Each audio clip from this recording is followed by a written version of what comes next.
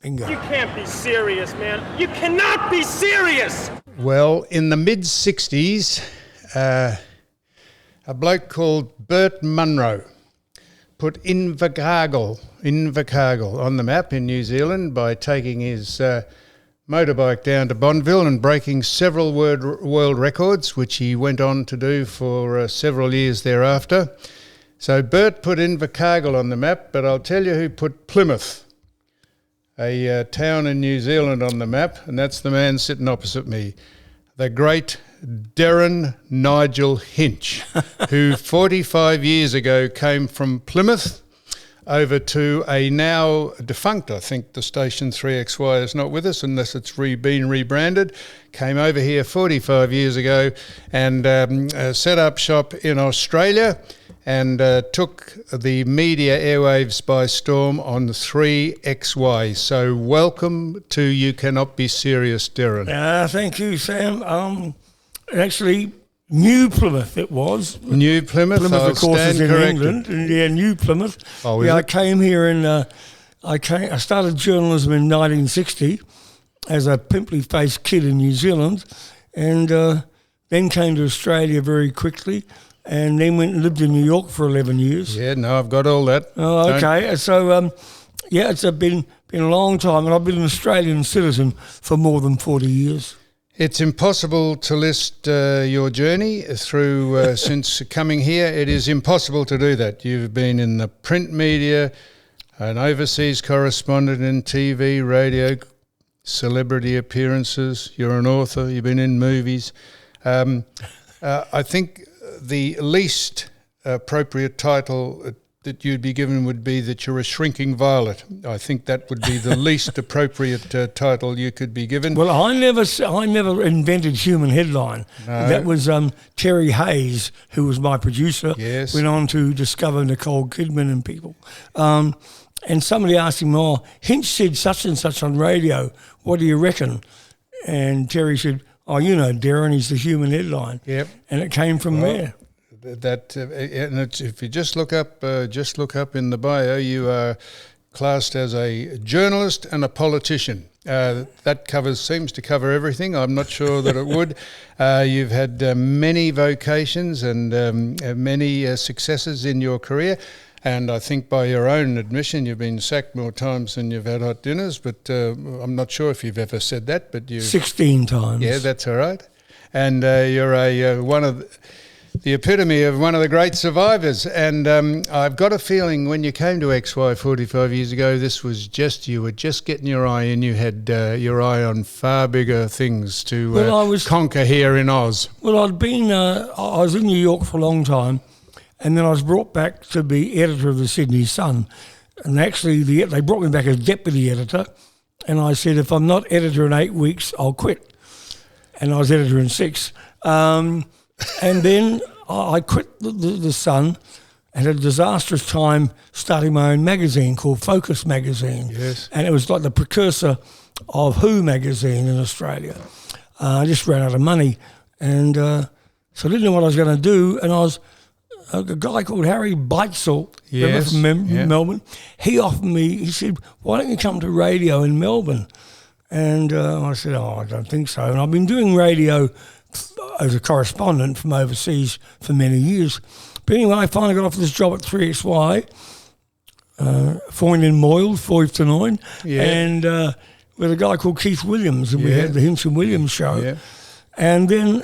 I don't want you to forget, I'm your age, so I remember all this. Well, when I left 3XY, I went to 3AW, and that really got me going because I promised that I'd beat Bert Newton, who was this king of Melbourne. You're on DB? I thought I'll beat him in a year. I bet Bob Rogers, the old radio man, of $5,000 I'd win in a year, and I didn't. It took me 2 years, but Bert never recovered on radio from that. So it took 2 years, and it was a great time in radio. So did you start on AW at drive or in the morning? You started drive, didn't you? No, I started in mornings. Yeah, I had a 50-50 chance of getting that right, and I got it wrong. Yeah, and then, of course, I did drive, and one time I did night times. I'd been to Adelaide after a period of time here because I went from AW to Channel 7. Yes. Christopher Skase hired me to do the Hinch program. Don't worry, we'll get on to that, and we'll get on to that shortly. Yep. Yeah, and so, but I'll tell you, I was thinking when I was coming in here, somebody said I was at a lunch the other day with a bunch of old radio people, John Michael Howson, Gavin Wood, and they said, "Oh, we're all getting older." And I said, "No, we're not getting old. I am old." Yeah. I said, "I am old." And the two things you must remember when you're getting old, when you are old, once you turn 70, Sam, Yes. you should remember this. There are 3 ages of man. There's youth, there's middle age, and there's, gee, you're looking good. Yeah. And the second one, I told this at my birthday recently, there are 3 classic rules for all men over 70, okay? Never waste an erection, never trust a fart, Yeah. and the most important one, number 3, I've forgotten what that is. Yes, that's the third one, the most applicable. Yes. Absolutely. Just about while we're just on, you said you started a magazine called Focus. My word, your published works, I've just looked this up. You have been absolutely prolific in the things that you have done. You've written a Scrabble book. You've written a novel called The Death at Newport, AIDS, the most of the questions, some of the answers, Death in Paradise, The Derryn Hinch Diet, That's Life, The Ultimate Guide to Winning. There's another 10 I haven't mentioned there. That's extraordinary. Yeah, about 20 books. I'm so working on a new one now. You're not. Yeah, well, I mean, I'm only semi-retired. Yeah. And I'll tell you how it happened. I'm doing an update of Human Headlines. Yes. And the reason I'm doing it, and that was published 15 years ago, I was in my local restaurant, Gentleman George, the other day, and a woman came up to me and said, "Do you have a copy of the Human Headlines?" And I said, "Well, yeah, but it's the only one I've got, and I want to keep it." And she said, "Well, where can I buy one?" I said, "Well, I don't know. It was published 15 years ago." And I said, "Go on eBay." Well, she didn't, but somehow she found a copy at the Paran Library. And so she said, "I'll check it out, take it out." And they said, "You can't." And she said, "Why not?" And they said, "There's a waiting list." Is that right? And I thought, if there's a waiting list for a book that's 15 years old, I better update it. You better. Because in those 15 years, a few things have happened. Yeah. I've been to jail, had a liver transplant, been a federal senator. So, yeah, and been sick. All things I've got written down here, of course. You've done some research. Well, this is general knowledge almost. So just to make it topical, you must be in mourning for the passing of the late pedophile priest Gerald Risdale, who passed away just during the week. Yeah, that must be shocking. You know, I wish he'd died. Torn your heartstrings. I wish he'd died 50 years ago. Yep. Would have saved a lot of kids. Yep, that's now, right. Keep this in mind. And I did I think on Channel 7 News about it, and I went back to an old quote I used when that other vile priest, Michael Glennon, died, over whom I went to jail. I said, "It's one more vote for a cleaner Australia." Yeah. And Ridsdale was a very good friend, former housemate of George Pell. And Pell, when Ridsdale was going to court on child molesting charges, Pell turned up with him, alongside him, in court in full clerical gear. Yep. Now, when Pell was in a position of power, he knew what Ridsdale had been up to, and he transferred him to other parishes, and other kids got molested. No, I understand all that. Did you?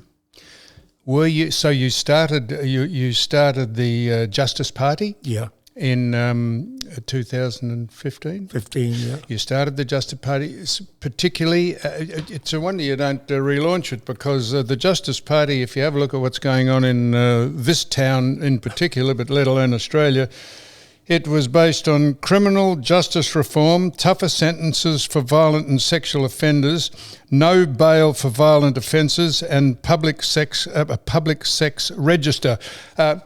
They're things that that resonate absolutely with the public in this city and in this state today. Yeah, well, that's what got me elected as a senator, but I must admit, a part of Hinch died when I didn't get re-elected. I really felt I wasn't worth living much anymore. And one good thing came out of it, Peter Dutton and Julie Bishop worked with me to get a sex offenders register on the Liberal Party platform. But the bigger one was that just before I entered Parliament, when I was still a senator-elect, I was invited to be guest speaker at a press club luncheon. And Mike Rowlands was the host from the ABC. And as we were walking up to the microphone, he said, I've just been with Rachel Griffith, the actress. Yep. And she says she knows you. I said, yes, she does. He said, she gave me this letter to give to you. And I read it walking up to the podium.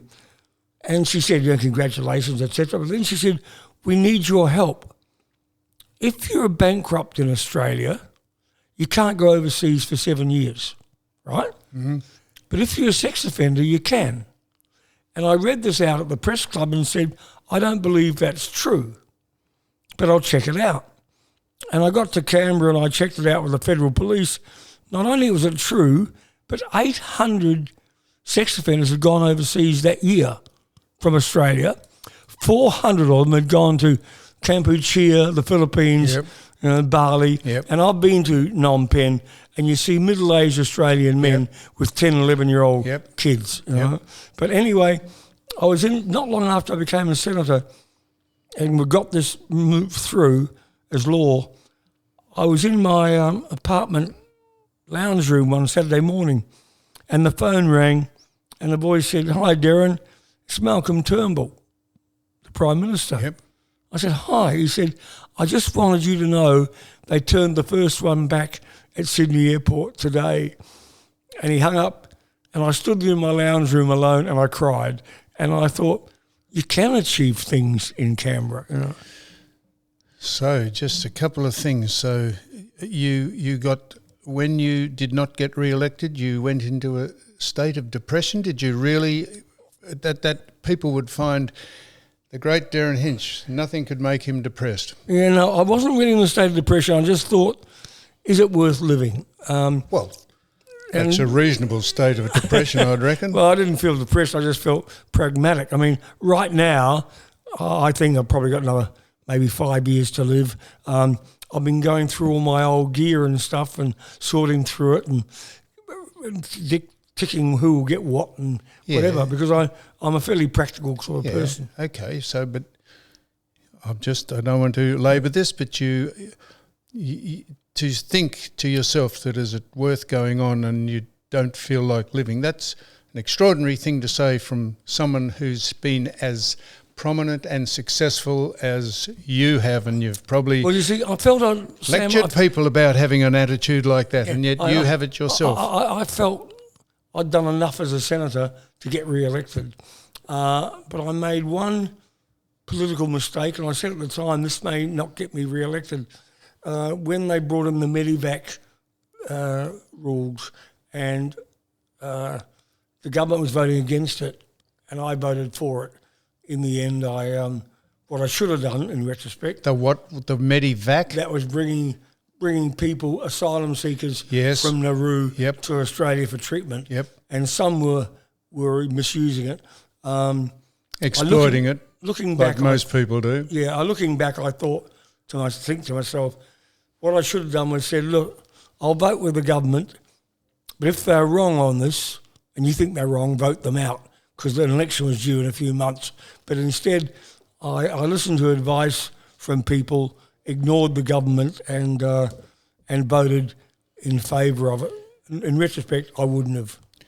So you were convicted 3 times and incarcerated twice. Having said that, I presume that precludes you from travelling overseas if you have been incarcerated in your home country or your adopted country. Came close. Are you allowed to travel overseas? Well, I was leading a parliamentary delegation to New Zealand and Canada, when I was a senator. And we got to New Zealand okay and did the stuff there at the Beehive in Wellington. And then we were flying to Canada, to Vancouver. And for some reason we had to fly back to Australia and then on to Vancouver. And being an old journo, I'm standing at the Qantas desk, and being a journo, you can read upside down and back to front from when you're in down the typing place. And I'm reading upside down, and it said, and next to my name, do not let this man board the plane. And it was because I had a criminal record. Anyway, I took a call from the New Zealand High Commissioner to the Canadian High Commissioner from Malcolm Turnbull. He said, hey, he's an elected senator. He went to jail for exposing child molesters. And so they put my bag back on the plane and I got to Canada. So you got preferential treatment? Yes. Yep. But hey, I was elected senator. And I was leading a senatorial group. And ironically, years and years before, decades before, I'd worked in Ottawa. I'd worked for United Press International in Toronto and Ottawa. So there's various things obviously you can go to jail for, and I would say the most benign reason you could go to jail is for identifying pedophiles and pedophilia. You probably wear that almost as a badge of honour. I do. And I'd do it again. The one I was under house arrest for 5 months, only allowed out for 1 hour a day to walk around the backyard. That was because I held a rally on the steps of Parliament House, and I shouted up the name of 2 serial child molesters whose names had been suppressed by the court. Now, 5,000 other people also shouted out those names, but they only charged one person, and that was me. And I got 5 months of house arrest. Were you preoccupied with child molestation because you, in fact, as a 15-year-old, were molested by a family friend? No. The thing is, I was only 10. Pardon me? I was 10. Oh, 10, I beg your pardon. But B, psychiatrists and psychologists have told me that... I tell you why I said 15 in a minute. Go on. I've been told by experts that was why you were obsessed with it. But when I was editor of a newspaper, I wasn't obsessed with child molesting stories. And the reason I didn't talk about it was that I still got on with what I thought was a normal life. And if I said it didn't affect me, it would go against the norm. But I finally, when I went to jail, as he says, at Langakalkal prison, 95% of the people in there were sex offenders. And many of them I'd helped put there. On one day, and I was treated pretty well, especially by the guards, but on one day I went for a walk down by the creek bed, and as I was walking down, a guy came across what I call the Bridge of the Damned. The worst offenders lived in the old farmhouse. We lived in sort of motel rooms. And anyway, this guy looked straight through me, really made me chill. And I got past and I thought, oh my God, he could hit me over the head with a branch or strangle me. And I turned around and he was nowhere to be seen. And I thought, oh. So I kept walking, and on my way back, I saw him and another man, 2 men, standing in the trees. And I thought, just keep walking, Derryn, don't turn. And I just kept walking, and suddenly a voice rang out and said, "Hey, Hinch, didn't your mother tell you not to go walking in the park at night alone?" Yeah. And I just got the chills. Yeah. It was the night before I was released from jail, actually. I really got the chills. So you got molested by... a family friend. Yes, a friend of your brother, the friend of your father's. Did your father know? Well, what happened was, it was 1953, so I was 9. Yep. And I know it was 1953 because it was the year the Queen got crowned. Yep. And they issued silver crowns in her memory, Yes. in honour of her coronation. And my dad got me one and Yes. brought it home. And they were having a party this man was at, and I was proudly showing off the crown to everybody. And being a groomer and a molester, he concentrated on me Yep. and the crown. And I think we got paid threepence a week or sixpence a week, pocket money. And he offered me £1 for my crown.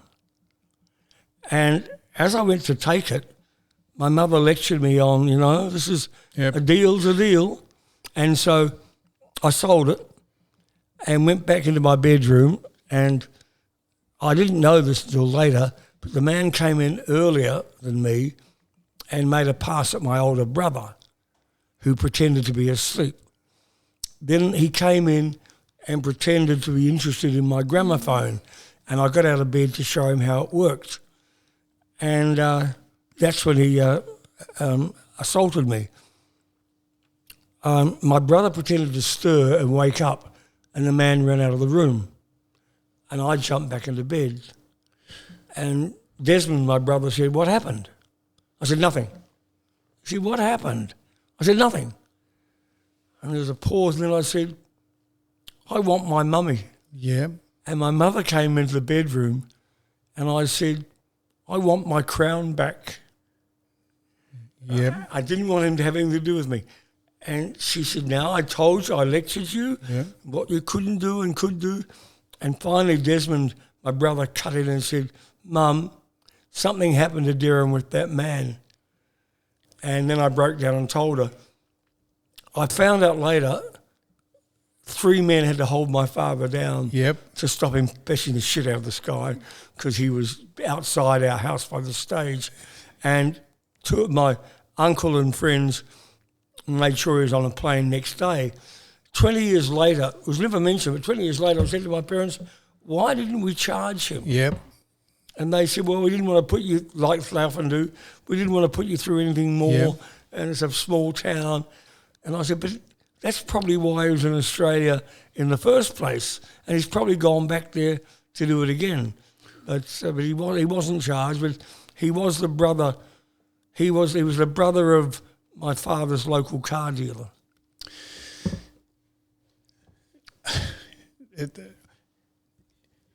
You would think that you would be. That's why you were obsessed with the path of naming pedophiles. You'd think that would have an influence You on think you. it would, but believe No, me, it didn't. Honestly, it didn't. To me, it was just wrong.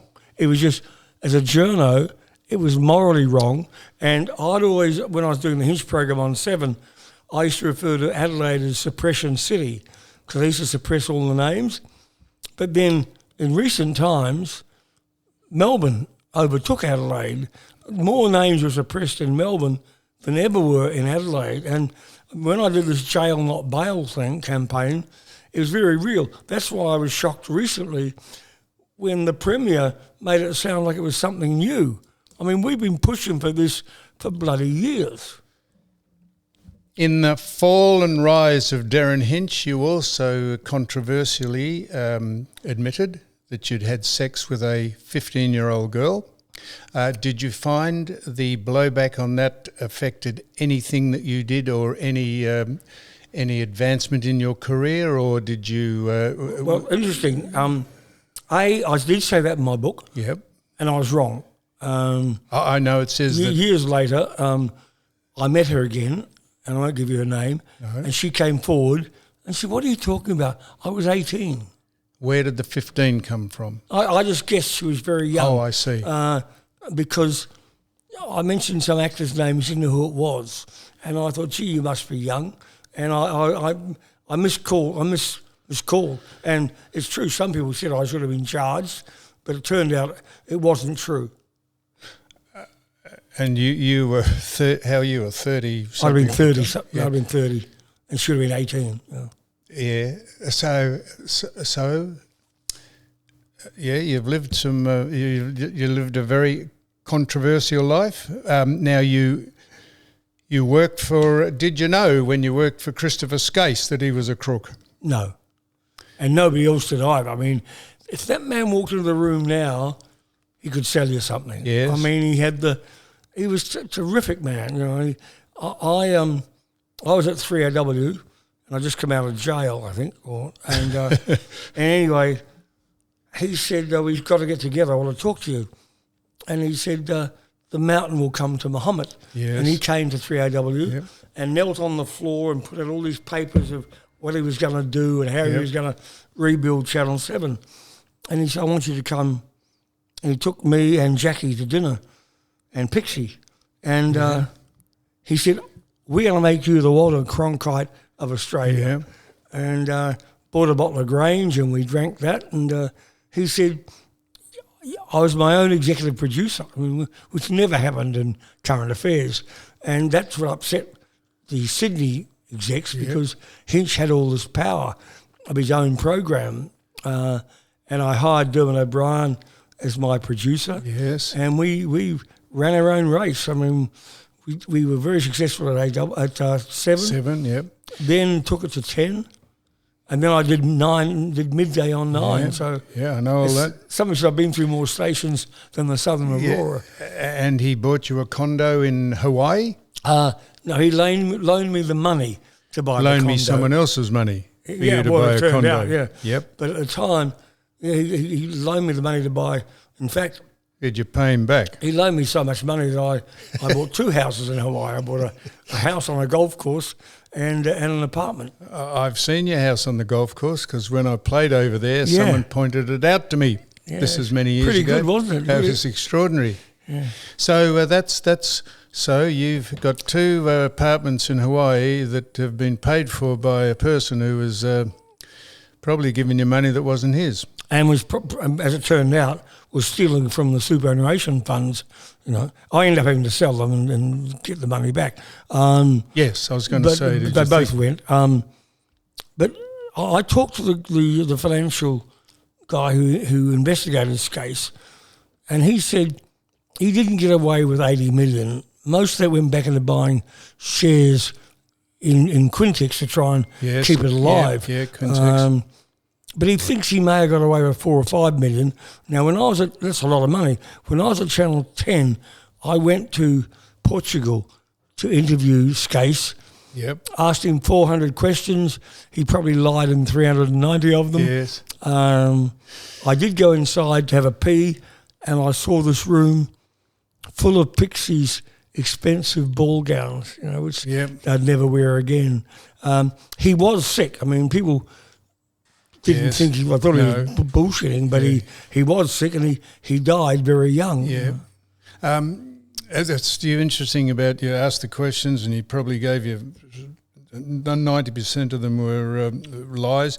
I often say that to people I chat to, not in the same excellence that you've interviewed people, but I said, don't worry about the questions you ask, it's the answers that people give you. You can only ask the questions. If they want to tell you lies and bullshit, well, that's hardly your fault. Joe Bjelke-Petersen used to say, don't answer the question they ask you, answer the question you wanted them to ask you. That's right, yeah.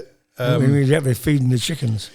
Now, so when did you realise that your drinking was becoming a problem? Because in 2006, I think you incidentally, you married someone in 2006 as well, didn't you?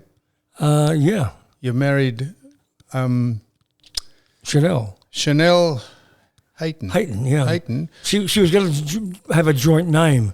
She was going to call herself Chanel Hayton Hinch. I said, no, you're not. There are enough people Hayton Hinch as it is. And you're and one eccentricity of yours, Derryn, that you cohabited with her, except in a different apartment in the same building. Yeah, we live in the same building in different apartments. But I always found that very good. I mean, I live alone now. Yep. But living, and then we'd have a beautiful catch-up dinner, every romantic dinner at Rockpool every Saturday night. And stuff. The drinking, look, I was a bad drinker. And I'll grant that now, but I didn't realise it was a problem. And ironically, people say, "Oh, your drinking gave you liver cancer." I said, "No, I didn't. I had primary liver cancer. The problem was my drinking gave me Exacerbated it. cirrhosis Oh, I see, and yeah. didn't give me the cures that I could have had, because the liver is the most amazing organ. It does about 400 things, right? And you can actually have your liver cut in half and throw the diseased half away, And survive. and it will regrow in 4 weeks. My problem was the cirrhosis was not in the diseased half, it was in the good half. And my surgeon said, "Derryn, we can do the operation and it will be a success, but you will die because your cirrhosis in your liver you can't survive that while your good part regrows." So I'm not trying to belittle it, because if I hadn't drunk so much, I wouldn't have got cirrhosis. And I did drink too much. I mean, there were times, and I thought nothing of drinking up to 3 bottles of wine a day. Yep, down at the after your shows and that. Yeah, you'd go down not to before, not in the mornings. Well, no. You could say you were sober most of the times you're on air. All the time I was on air. I mean, I'd go to bed. And then wind down when you go to the pub in South Melbourne or whatever. I've been down there with you, I think. Ironically, you've been to the Rat Pack lunches at the Golden Gate. Yep. And as I was coming in here, it reminded me of a story, something we have in common. I mean, we've both been broke. Yep. You know?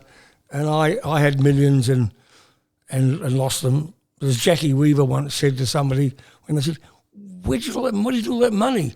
And Jackie said, "Well, at least we had it." Yes. And one Friday, after you announced you were going bad, I invited you to the Golden Gate for lunch with the mob. And when you were there, you said, "I didn't think you'd invite me." Do you remember this? No, I don't. I said, "Why?" I said, "You're still the same Sam Newman to me. Whether you got money, you haven't got money." Yeah. And I said, "My dad said a similar thing.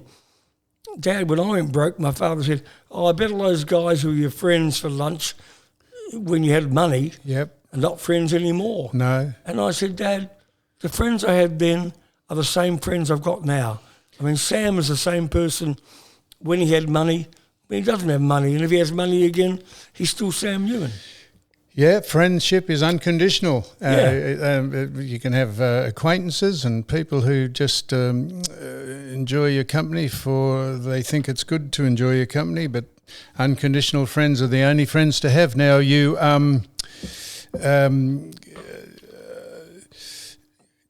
did you marry Jackie Weaver twice? I said that you married her and then... People say, look, I'll give you a thing. You did a Richard Burton on what Liz Taylor did. We used to call Chanel number 5 because I was married supposedly 5 times. That's very clever. I never thought of that. Jackie was my third wife, and we got remarried. We just renewed our vows in Hawaii. I see, yep. And I joke about it now and say to her husband, we never really got divorced because that American marriage still stands. But Sean does laugh. But no, I've been married 4 times. I was married to Lana. I was married to Eve, who was an air hostess, and to Jackie and to Chanel. The best story about marriages was Eve, because she was a TWA hostess. Yes, right? I know that. And when I was a foreign correspondent, I used to spend a lot of time at the White House. And the foreign press, we would charter a plane to follow Air Force One. Yes. And the rules were, sounds macabre, but we always took off after Air Force One in case the president crashed on takeoff. Yep. Then we overtook him and always landed before him in case he crashed on landing.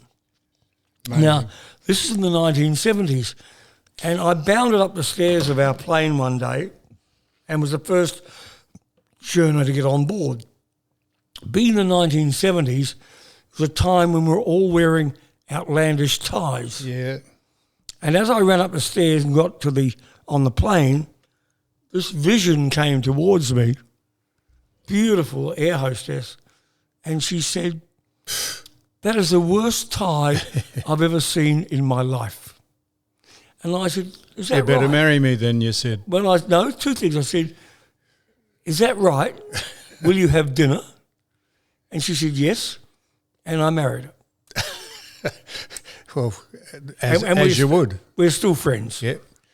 So you've butted heads with a few people over the journey, as we all have. Did you get on with Bert Newton or did you get on with Bert after you beat him at the ratings on AW? Not really, not early on.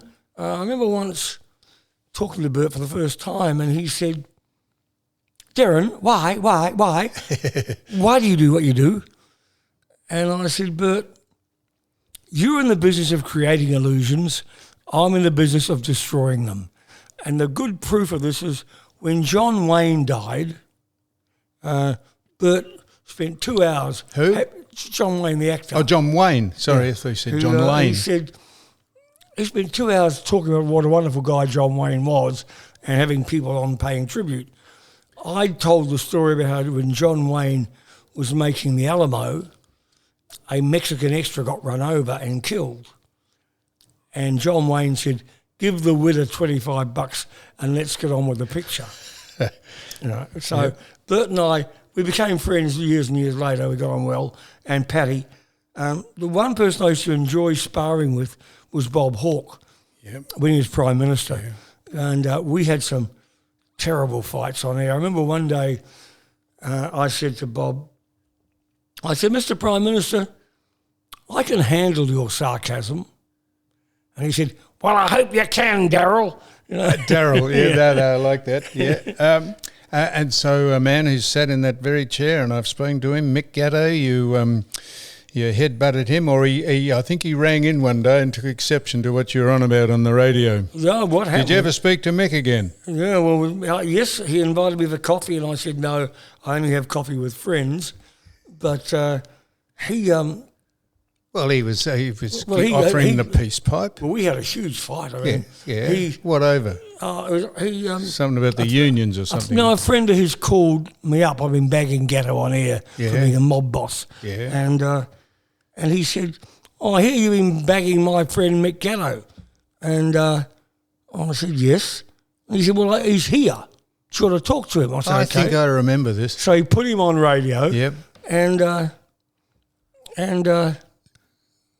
I said to Gatto, I said, if I could go to my grave saying you're a thief and a crook and a gangster, I'd die happy. And Gatto said, and I hope you go to your grave soon. And I said, yeah, and if I did and you pulled the trigger, you'd claim it was self-defence. So we didn't get on. And then there was the woman whose name I've forgotten, whose husband was a gangster. Yeah, I know. It'll come back. Yep. And I'd been bagging her on air because she was trying to get money from the government for her kids. Yeah, she's still around.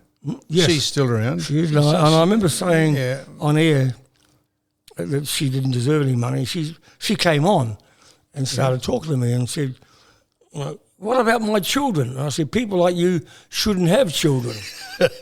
And she said, well, if I saw you in the street, I wouldn't spit on you. And I said, and I wouldn't piss on you if your teeth were on fire. So this is sharp radio, and probably it was must listen to radio, Derryn. Did you work at that? Did you work at riling the people that you interviewed for effect, or no, did they whatever I thought was right? Yes. I was very flattered. A guy called Eddie Maguire, who I'm having lunch with soon, said he was in hospital having his appendix out or something, and he said, I heard your 8:30 to 9 broadcast, because I moved myself forward from 9 to 8:30 to get a bigger audience. Yep. And he said, I heard you talking about where you'd been the night before and what show you'd seen and what you'd eaten. And he thought, I'm getting into radio. And so I could claim a bit of credit for getting Eddie into Well, if you can the business. claim any credit for Eddie's success, you're through to the semis without dropping a set, because he has gone to the next level and keeps going to the next Yes, level. he does. What's that? Sue's looking up this woman's name who's staggered. I can't think of it. She was the mother of anyhow. They based Jackie's movie Yeah, Animal Kingdom on it. Oh yeah, they did too. Yeah.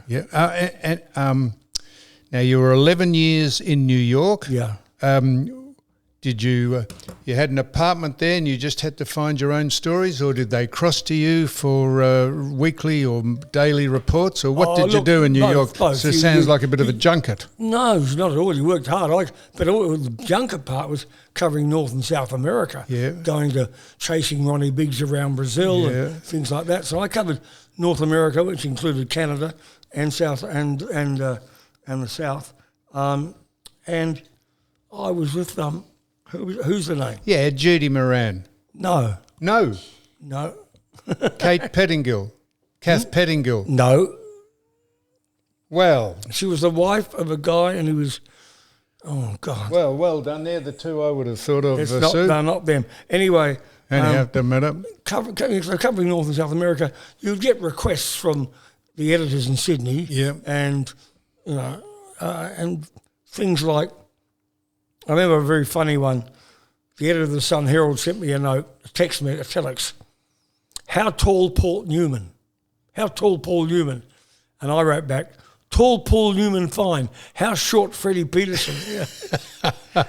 So you filled in, they'd say, give us a 1,000-word profile on so-and-so. But I did cover North and South, and I covered Bobby Kennedy's assassination, Martin Luther King's assassination. Yes. So big, and the race riots.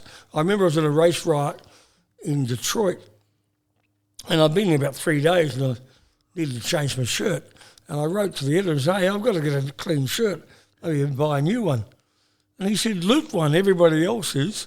Yeah. So you were, speaking of what's going on in the planet, you were for capital punishment and then you weren't. Do you think that people who transgress in horrendous ways have given up their right to be on the planet, or are you a libertarian again? I know all the arguments against capital punishment because I used to support them. Yep. I'm now in favour of capital punishment. Yes. I think that... Because? Because some people don't deserve to be here. Yeah. They shouldn't be breathing our oxygen. But you would have known that before you were against it. Why did you change? Because I think I went through a stage of thinking I was a libertarian. But the good thing about my life has been I have changed my mind. I mean, ironically, and I talked about Human Headlines, the book, I deliberately haven't changed one word of what I wrote back then, because that's what I thought, that's what I believed, and that's what I wrote.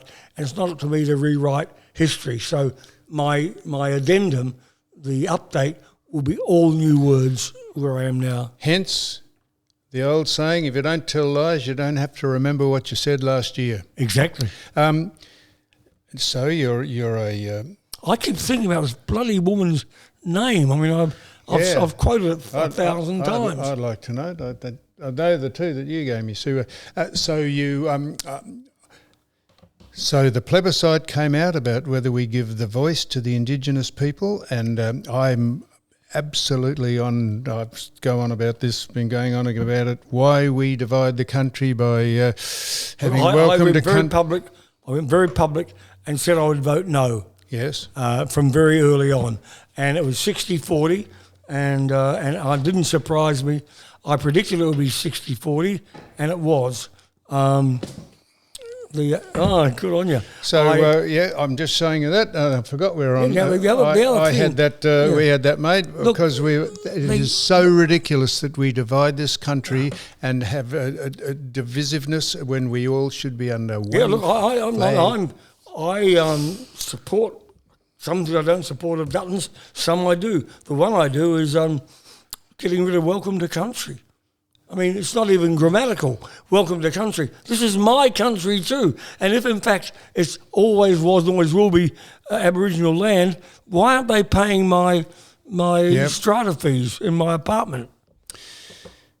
Don't start me. I've been going on about this. I just don't know why. And yet they're trying to bring it in by stealth. Some of the things that Albo's been doing makes it sound like The Voice won when it didn't. You We see, spend $20-30 billion a year on Aboriginal affairs. graffitiing the planes, the Qantas planes with the yes. You just go to functions and you have 3 different flags up behind people who are speaking: the Indigenous flag, the Torres Strait Islanders flag, and the Australian flag. It's the only country in the world that does that. Now, Derryn, I'm leaving this deliberately to last because I'm going to read out something. You've never thought of embracing the Saviour. You're an atheist, and never thought that when you're in your moment of need, you might turn to the deity, turn to the great man in the sky. You just don't believe in it at all. I had this discussion only a few days ago with John Michael Howson, who is religious, and I said, no, I don't believe there is a God. I am an atheist. I quit the church. I used to be a choir boy, believe it or not. I used to wear a cassock and a habit and all that.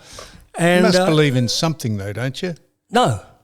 You think we're just here in this We're here and we're dead and you're dead. this little blue orb in the middle of a billion... well, who invented God? Who invented God? Now, look, let me tell you something. A friend of mine was an actor called Tom, and he had AIDS and he died of AIDS. Yep. And after he announced that he had AIDS, he never got another job. But we were in Hawaii on holidays, and Jackie and me and he and his boyfriend, and he knew he was dying. And he said, Derryn, we had this discussion before, he said, you must believe in something. Yeah. And I said, Tom... You believe in yourself. I said, I believe we're ants. I said, but now I know you're near the end of your life. I'll make a concession. And I'll do it again here. I said, Tom, I still believe we are all ants, but some are more intelligent ants than others. Yep. I think this is it. You know, when you're dead, you're dead. Well, I often say that, but I use the term insects. We're all insects. Yeah. But some... now, do you know what makes me uncomfortable? When people, in their tragedy, I'll grant that you have to admire people who have religion because it gives them something to hang on to. But when they say, oh, so-and-so has died and he'll join so-and-so in heaven, and I think, it's not... We're not all having a big euphemism. party up there. But that is just But they don't think it's a euphemism. They think it's true. They think it's true, and I don't. Look, I know people have said to me, oh, when you're on your deathbed, you'll recant. And I said, no, I'm ready to go. I mean, I'm hoping I've got another 5 years or so, but if I haven't, I haven't. No, that.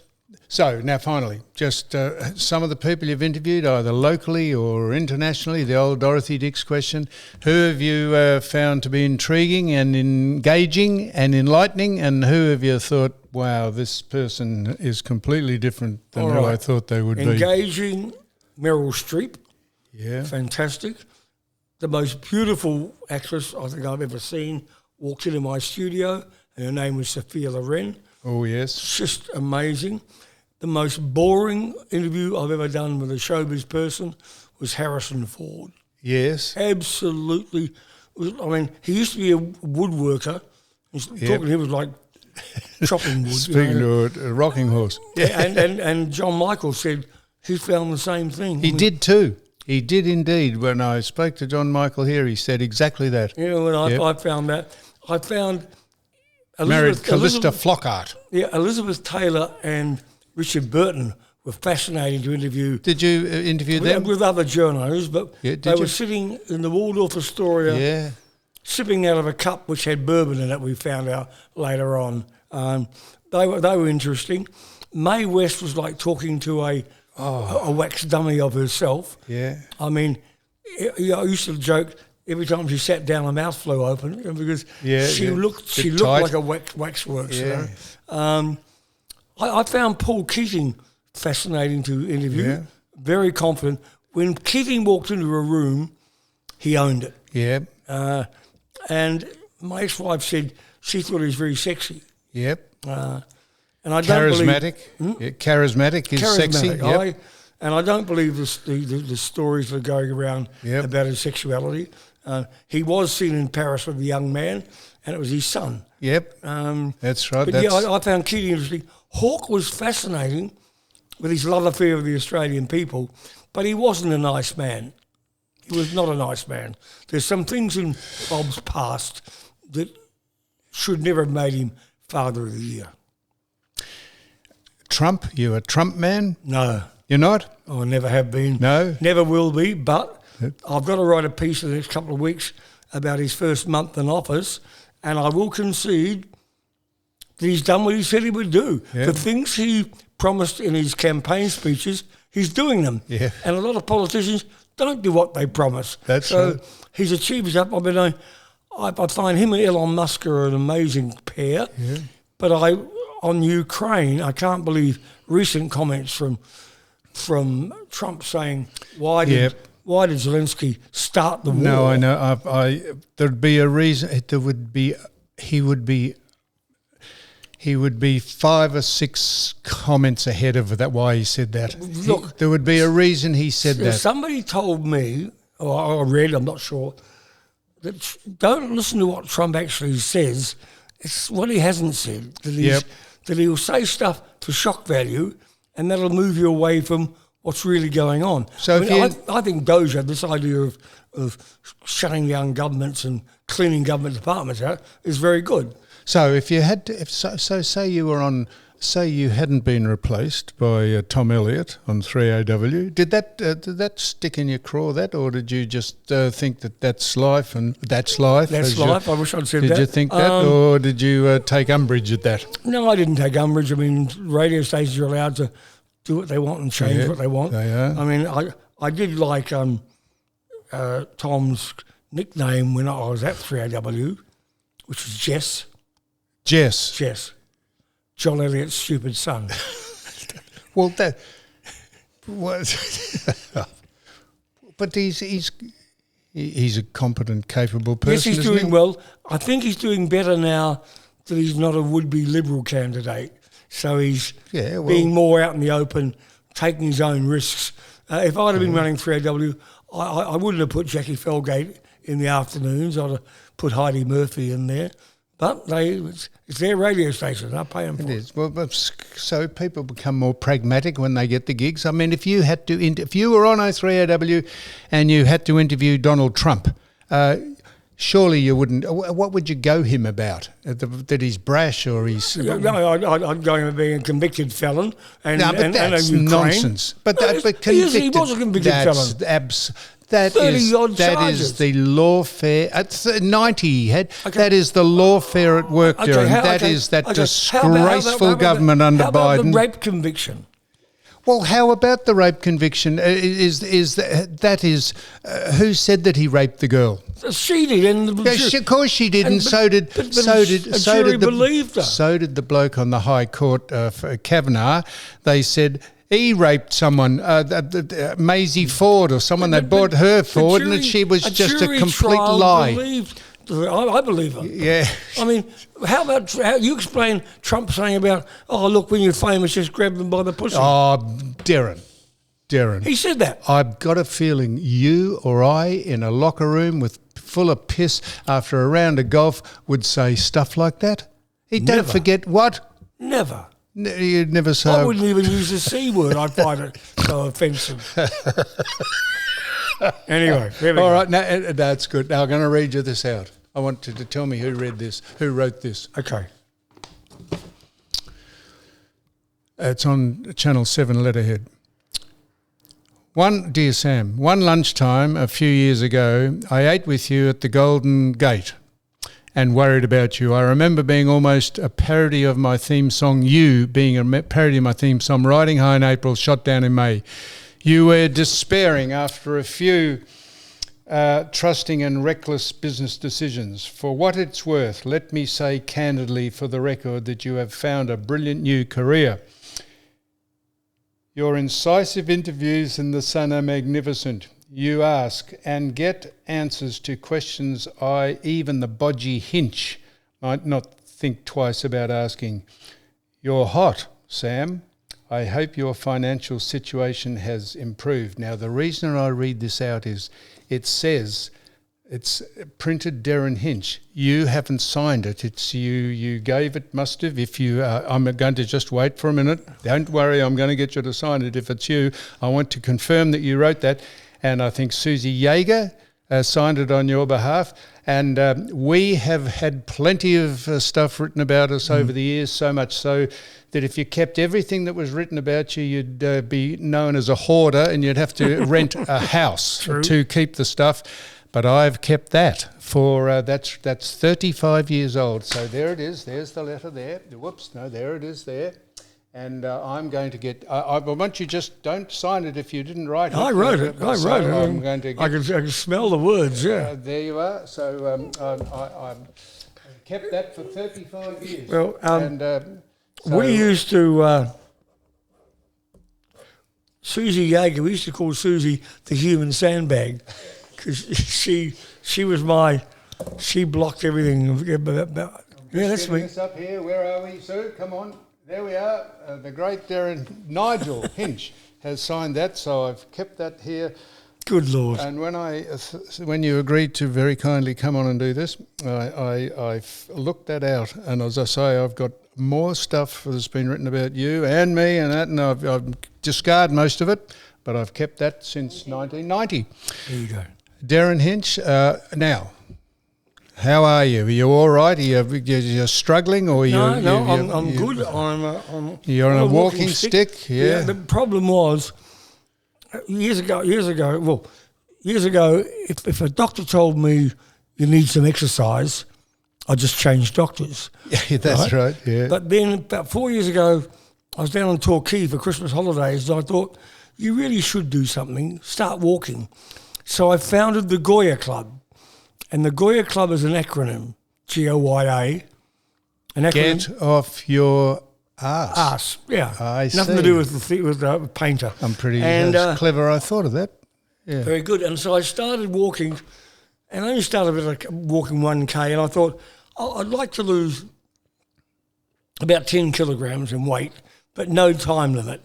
So I started walking. By the end of it, after 3 years, I'm walking for an hour a day, doing more than 30 Ks a week, and lost more than 10 kilograms. Have you ever spoken to the family of the person who donated the liver? Oh, yes, I have. I've spoken to his sister first, and then I met up with her sister and the mother, and I got on very well with them.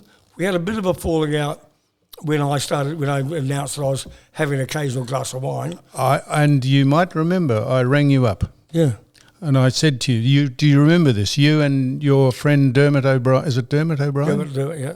I said, whether you're drinking or not, whether that is water in the wine glass, you shouldn't have your photograph taken with a wine glass because that is a bit of an insult to the people. Well, I didn't agree with that because on my 75th... It's just the look. It's whether you were drinking or not. No, look, on my 75th... I admitted I was. I mean, we'd be a liar if I said not. On my 75th birthday, my surgeon, Bob Jones, came along to my party, and I brought a bottle of non-alcoholic wine. I hadn't had a drink in 7 years.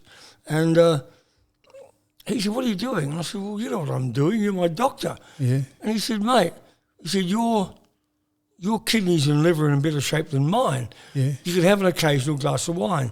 So now I do, but I load it up either with frozen grapes or ice cubes. And he said, don't get on a binge or anything. I wouldn't do that. But I'll have a couple of glasses of wine. And I figure if I'm only going to live another 5 years, I might as well live well. My point was there wasn't a good look for the people who had given you a liver that you were doing exactly what you needed the liver for in the first place. Yeah, but I didn't. The liver was cancer. That's all right. It wasn't booze. And the thing was... people sticking their nose into other people's business I was. My donor, and I was thrilled that the family, the father, and one of the daughters agreed with this, and they said, yes, let's do it. My donor was a drug addict, and they were scared when the doctor called me on my way to the hospital for the transplant, was scared I might get AIDS. And because, but the thing is now, or some other form of liver infection. But the good thing is now about actually transplanting livers into people who have infections, because the cures are so good. And you got some grief for allegedly jumping the queue to get the liver? It's not true. In fact, good. The queue worked the other way. Bob Jones, he told me later on, told the team, we can't operate on Hinch too soon because it looked like he's jumping the queue. Yep. So it worked in reverse. I mean, after I got on the list, I waited 7 months to get a liver. Salacious gossip, people just trying to cut you a new one. They are, mate. This is what you've put up with. I've probably put up with it. People in our industry, people who do what we do, we are the fodder, but we live on. And I really appreciate you coming in, and I'm very glad that you've signed that letter. I've had that here for 35 years. You're a star. Remember one of the old Hinch sayings: never crap a crapper. Fantastic. On that, we'll finish.